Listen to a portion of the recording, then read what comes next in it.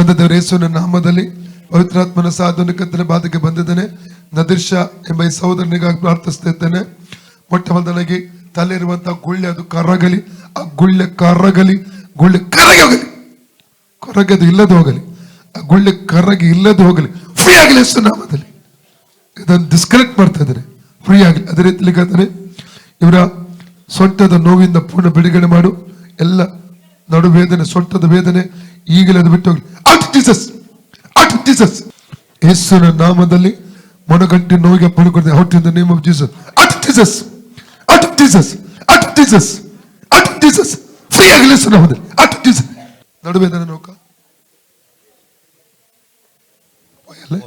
Okay, ಇದು ಕಾಲು ವೇದನೆ ಓಕೆ ಅಲ್ಲೇ ಓಕೆ.